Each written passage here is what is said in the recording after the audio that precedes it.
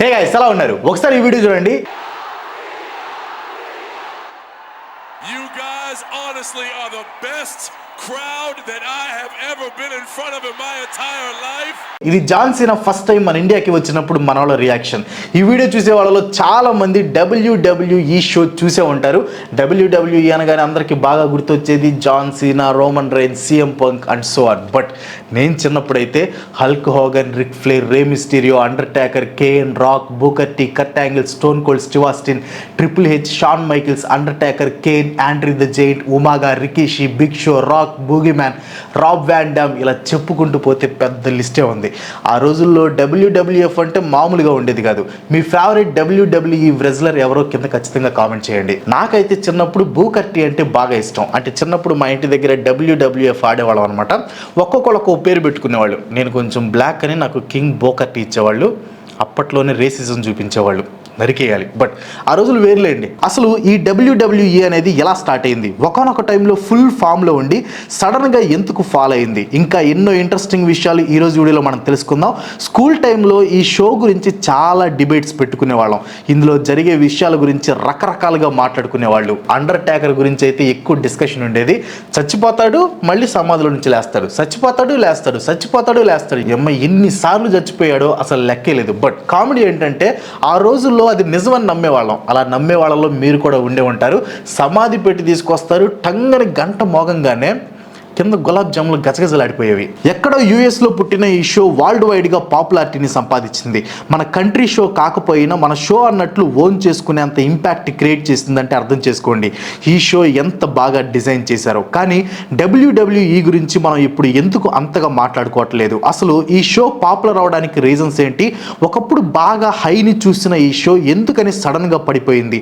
ఈ వీడియోలో the rise and fall of WWE గురించి మాట్లాడుకుందాం. అంతేకాదు రీసెంట్గా ఎటువంటి చేంజెస్ చేశారు అని WWE ఫ్యూచర్ ఎలా ఉండబోతుంది అనే విషయాలు కూడా మనం మాట్లాడుకుందాం. WWE స్మాక్ డౌన్ లాగే ఈ వీడియో కూడా సూపర్ ఇంట్రెస్టింగ్గా ఉంటుంది. డౌన్లో సబ్స్క్రైబ్ బటన్ బ్లాక్ కలర్లో ఉంటే వెంటనే ఒక గుద్ది గ్రే కలర్లోకి మార్చండి ప్లీజ్. మీరు కూడా రేసిజం చూపించొద్దు, గ్రే కలర్లోకి మార్చేయండి. ది రైజ్ ఆఫ్ WWE ఒక షో మనల్ని ఎంత ఇంపాక్ట్ చేసిందంటే అసలు అది రియల్ ఆ ఫేక్ అని తెలుసుకోవడానికి సంవత్సరాల తరబడి డిబేట్స్ పెట్టుకునే వాళ్ళం. 1950స్లో ఒక చిన్న షో లాగా మొదలు పెట్టారు విన్స్ జే మెక్మ్యాన్. తర్వాత తన కొడుకైన విన్స్ మెక్మ్యాన్ 1980స్లో ఈ షోని యాక్వైర్ చేసుకున్నాక మీడియా అండ్ టెలివిజన్ ద్వారా ఈ చిన్న షోస్ని గ్లోబల్ ఆడియన్స్కి రీచ్ అయ్యేలా చేశాడు. స్లోగా మన ఇండియన్ టెలివిజన్ ఛానల్స్లో కూడా టెలికాస్ట్ చేశారు. అన్ని టైమ్ జోన్స్ని కన్సిడర్ చేసి డిఫరెంట్ ఛానల్స్లో WWE షోని టెలికాస్ట్ చేశారు. దీనివల్ల పాపులారిటీ చాలా పెరిగింది. WWEని 1953లో జనవరి 7న క్యాపిటల్ రెజ్లింగ్ కార్పొరేషన్ CWC పేరుతో స్టార్ట్ చేశారు. 1963లో CWCని వరల్డ్ వైడ్ రెజ్లింగ్ ఫెడరేషన్ WWWFగా చేంజ్ చేశారు. 1979లో మార్కెటింగ్ పర్పసెస్ కోసం వరల్డ్ రెజ్లింగ్ ఫెడరేషన్ WWFగా మార్చారు. ఆ తర్వాత 2002లో వరల్డ్ రెజ్లింగ్ ఎంటర్టైన్మెంట్ WWEగా మార్చారు. ఈ షోని మనం డిఫరెంట్ ఎరాస్లో డివైడ్ చేయొచ్చు. Number 1 golden age era 1980s to 90s. ఈ టైంలోనే WWE గ్రోత్ కి ఫౌండేషన్ సెట్ అయింది అని చెప్పాలి. Initial stars like Hulk Hogan, Andre the Giant లాంటి వాళ్ళతో షో పై జనాల్లో ఇంట్రెస్ట్ బాగా పెరిగిపోయింది. ఎంతంటే WWE first time WrestleMania event ని కండక్ట్ చేసింది. దీనికి legend Muhammad Ali chief guest గా వచ్చారు. అప్పుడు రెజల్మేనియా 3 ఈవెంట్ లో హల్క్ హాగన్ ఇంకా ఆండ్రీ ద జెయింట్ మధ్య మ్యాచ్ అయితే ఎపిక్ ఎన్కౌంటర్ అనమాట. నియర్లీ 1,00,000 మంది స్టేడియంలో లైవ్ లో చూశారు. కానీ ఇది స్టార్టింగ్ పాయింట్ మాత్రమే. New generation era 1993 to 1997 WWE brand ని నెక్స్ట్ లెవెల్ కి తీసుకెళ్లడంలో ఇది చాలా ఇంపార్టెంట్ ఎరా. దీనికి ముందు గోల్డెన్ ఎరాలో స్టెరాయిడ్స్ ఎలిగేషన్ తో WWF క్రెడిబిలిటీ కాస్త తగ్గింది. Hulk Hogan and Roddy Piper లాంటి సూపర్ స్టార్స్ WWF కి గుడ్ బై చెప్పడంతో మెక్మ్యాన్ కి పెద్ద తలనొప్పిలా మారింది. దీంతో ఎమర్జింగ్ సూపర్ స్టార్స్ ని పుష్ చేయడం స్టార్ట్ చేశాడు. ఈ ఎరాలో బ్రెట్ హార్ట్, షాన్ మైకిల్స్, అండర్టేకర్స్ లాంటి వాళ్ళు బాగా పాపులర్ అయ్యారు. కొత్త సూపర్ స్టార్స్ ఎంట్రీతో ఆడియన్స్ కి కొత్త కంటెంట్ అండ్ ఎక్స్పీరియన్స్ డెలివరీ చేయడం స్టార్ట్ చేశారు. అండ్ నెక్స్ట్ వచ్చేసి యాటిట్యూడ్ ఎరా 1990s to ఎర్లీ 2000s. ఈ పీరియడ్ WWE హిస్టరీలోనే ఒక మైల్ స్టోన్ గా చెప్పొచ్చు. WWE హిస్టరీలోనే మోస్ట్ పాపులర్ ఎరా ఇది. ఈ టైంలోనే WWF కి టాప్ ఫేమ్ వచ్చింది. Stars like the Rock, triple H, Stone Cold Steve Austin, Shawn Michaels, Kane and most importantly Undertaker ఇలాంటి ప్లేయర్స్ వల్ల WWE వరల్డ్ వైడ్గా ఇంకా ఫేమస్ అయిపోయింది. ఈ ఎరాలోనే WWEకి పిచ్చ డబ్బులు కూడా వచ్చాయి. కాంట్రవర్షియల్ స్టోరీ లైన్స్తో చాలా రియలిస్టిక్గా ఉండేలా చూసుకున్నారు. ఈ స్టార్స్ పర్ఫార్మెన్స్ ఇంకా విన్స్ మెక్మ్యాన్ స్ట్రాటజీ WWEని ఒక కల్చరల్ ఫినామినాగా మార్చింది. 1999లో అండర్టేకర్కి స్టోన్ కోల్డ్ స్టీవ్ ఆస్టిన్కి మధ్య జరిగిన మ్యాచ్ అయితే రికార్డుల మోత మోగించింది. రూత్లెస్ అగ్రెషన్ ఎరా 2002 నుంచి 2008. ఈ ఎరాలో John Cena, Triple H, Randy Orton, Batista, Rey Mysterio, Brock Lesnar, Kurt Angle లాంటి కొత్త సూపర్ స్టార్స్ రైజ్ అయ్యారు. మ్యాచెస్ చాలా ఎంగేజింగ్ గా రింగ్ లో పర్ఫార్మెన్స్లు పీక్స్ లో ఉండేవి. అండ్ ఈ ఎరా WWEని ఇంకో హైట్స్ కి తీసుకెళ్లింది. రెజల్మేనియా, సమ్మర్ స్లామ్ లాంటి ఈవెంట్స్ లో ఈ స్టార్స్ పర్ఫార్మ్ చేస్తుంటే జనాలు బాగా ఎంజాయ్ చేశారు, బాగా కనెక్ట్ అయ్యారు కూడా. WWEకి ఈ ఎరా ఒక ఫ్రెష్ ఫీల్ తో పాటు వరల్డ్ వైడ్ పాపులారిటీ రావడానికి బాగా హెల్ప్ అయింది. 90s కిడ్స్ ఎక్కువ కనెక్ట్ అయిన ఎరా ఇదే.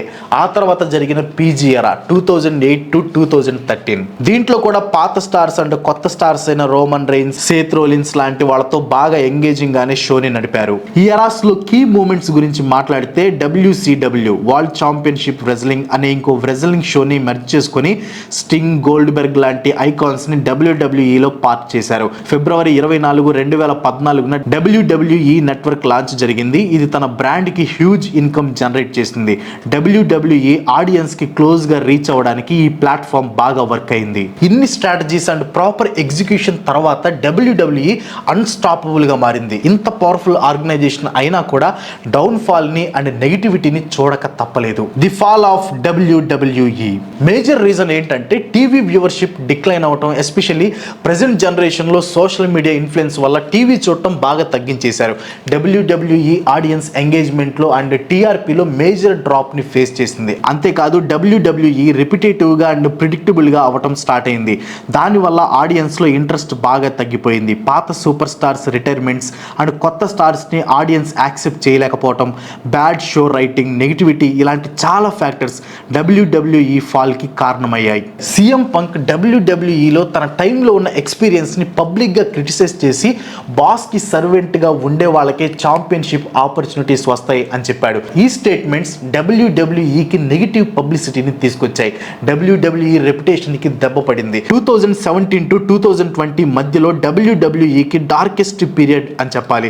రేటింగ్స్ బాగా డ్రాప్ అవడమే కాదు, founder Vince McMahon legal issues face చేయటం, bad bookings, bad show writing, ఇంకా సూపర్ స్టార్స్ అయిన John Cena and Batista Hollywood కి వెళ్ళటం, ఎడ్జ్కి neck surgery, Randy Orton injuries, ఈ ఫ్యాక్టర్స్ అన్ని WWEని బాగా ఇంపాక్ట్ చేశాయి. అండర్టేకర్ వరుసగా 21 మ్యాచెస్ గెలిచి 22వ మ్యాచ్ లో ఓడిపోయాడు. ఈ మ్యాచ్ లైవ్ లో చూసిన వారు ఎవ్వరూ మర్చిపోలేరు. ఎక్కడైతే ది అండర్టేకర్ స్ట్రీక్ బ్రేక్ అయిందో అప్పుడే డౌన్ ఫాల్ కి బీజం పడింది అని చెప్పొచ్చు. Superstars like Dean Ambrose WWEని వదిలి AEW అనే ఇంకో షోకి షిఫ్ట్ అయ్యి అక్కడ ఛాంపియన్షిప్ అయ్యాడు. ఇది WWEకి ప్రాబ్లం క్రియేట్ చేసింది. AEW ఆల్ ఎలైట్ రెజ్లింగ్ WWEకి డైరెక్ట్ కాంపిటీషన్ గా మారి WWE సూపర్ స్టార్స్ అయిన Daniel Bryan, Chris Jericho, Big Show and Edge లాంటి వాళ్ళని యాక్వైర్ చేసుకుంది. WWEకి ఇది ఒక డార్క్ పీరియడ్ అని చెప్పాలి. ఇవే కాదు, మనకి తెలియని, మనం అంతగా పట్టించుకునే విషయాలు WWEలో ఎన్నో జరిగాయి. The dark side of WWE. WWEలో పనిచేసిన చాలా సూపర్ స్టార్స్ వారి నెగిటివ్ ఎక్స్పీరియన్సెస్ ని పబ్లిక్ గా చెప్పిన సందర్భాలు చాలా ఉన్నాయి. Dean Ambrose and CM Punk లాంటి సూపర్ స్టార్స్ WWEలో తమ ఎక్స్పీరియన్సెస్ ని the dark side of WWE అని డిస్క్రైబ్ చేశారు. CM పంక్ ఎస్పెషల్లీ WWEలో పనిచేస్తున్న టైంలో తన ఫ్రస్ట్రేషన్ ని తన పైప్ బాంబ్ ప్రోమోలో ఎక్స్ప్రెస్ చేశాడు. ఇవే కాదు, ఓవెన్ హార్ట్, క్రిస్ బెనాయిట్ లాంటి ఎంతో మంది రెజ్లర్స్ చనిపోయారు. Deaths, mental health problems, steroids, sexuality, కొన్నిసార్లు over the top scenes, injuries, ఇలా WWEలో చాలా సంఘటనలు జరిగాయి. WWE యొక్క మ్యాసివ్ ఇన్కమ్ సోర్సెస్ చూస్తే మెయిన్ బిజినెస్ స్ట్రాటజీ ఏంటంటే వారి బ్రాండ్స్ ని డిఫరెంట్ మీడియా ప్లాట్ఫామ్స్ లో ప్రెజెంట్ చేయటం. Television, digital platforms, merchandise, live events and WWE network and show main source అయిన pay per view events like WrestleMania, SummerSlam, Royal Rumble చాలా success ని చూసాయి. And ఈ ఈవెంట్స్ వల్ల WWEకి చాలా డబ్బులు కూడా వచ్చాయి. ఇంకా WWE యొక్క మర్చండైజ్ లైక్ టీ షర్ట్లు, క్యాప్లు, టాయ్స్ WWE ఫ్యాన్స్ ని చాలా అట్రాక్ట్ చేశాయి. WWE యొక్క international expansion plans like tour in India, UK, Saudi అరేబియాలో పెద్ద పెద్ద ఈవెంట్స్ కండక్ట్ చేసి వరల్డ్ వైడ్ ఫ్యాన్స్ ని కూడా WWE రీచ్ అయింది. దీని వల్ల కూడా WWE WWE హ్యూజ్ రెవెన్యూస్ ని చూసింది. ఫైనల్ గా the current situation of WWE. ఈ ప్రోగ్రామ్ ఇప్పుడున్న సిచ్యువేషన్ లో పూర్వ వైభవాన్ని తేడానికి చాలా స్ట్రాటజిక్ ప్లాన్స్ తో వర్క్ చేస్తుంది. అందులో మేజర్వి నెట్ఫ్లిక్స్ తో tie up plan and already peacock తో జాయిన్ అయి వర్క్ చేస్తుంది. అండ్ WWE యూట్యూబ్ లో 10 కోట్లకి పైగా సబ్స్క్రైబర్స్ తో తన మాస్ పాపులారిటీని మెయింటైన్ చేస్తుంది. రీసెంట్ గా జరిగిన WrestleMania event most successful event in the history of WWE అని చెప్తున్నారు. Triple H and WWE team మళ్ళీ పగడ్బందీగా ప్లాన్స్ చేస్తున్నారు. WWE కి AEW డైరెక్ట్ కాంపిటీషన్ అవబోతుంది. ఇది ఆల్మోస్ట్ WWE లాగే ఉంటుంది, బట్ స్టిల్ ఇది WWE లాంటి ఎస్టాబ్లిష్డ్ అండ్ రెప్యుటేటివ్ బ్రాండ్ ని క్రాస్ చేయగలదో లేదో చూడాలి. ఎందుకంటే WWEకి John Cena, Randy Orton, the Rock, Roman Reigns లాంటి స్టార్స్ ఉన్నారు. WWE ఇంకా టీవీ ఆడియన్స్ రీగెయిన్ చేయడానికి అండ్ వారిని సోషల్ మీడియాకి షిఫ్ట్ చేయడానికి కొత్త స్ట్రాటజీస్ తో వర్క్ చేస్తుంది. చూద్దాం మళ్ళీ WWEకి పూర్వ వైభవం వస్తుందో రాదో అనేది. ఈ వీడియో రికార్డ్ చేస్తున్నంతసేపు నాకు చిన్ననాటి జ్ఞాపకాలు అలా వచ్చి వెళ్ళాయి అనమాట. WWEతో మీ ఫేవరెట్ మెమరీ ఏంటో కింద కామెంట్స్ లో నాతో షేర్ చేసుకోండి. ఈ WWE అని ఇన్నిసార్లు పరిగేసరికి నాకు పని అయిపోయింది, మీకు చిరాకు వచ్చిండేది. So that's all today. ఈ వీడియో మీకు ఎలా అనిపించింది కింద కామెంట్లో పోస్ట్ చేయండి. వీడియో నచ్చితే ఒక లైక్ కొట్టి మీ ఫ్రెండ్స్ అండ్ ఫ్యామిలీకి షేర్ చేయండి.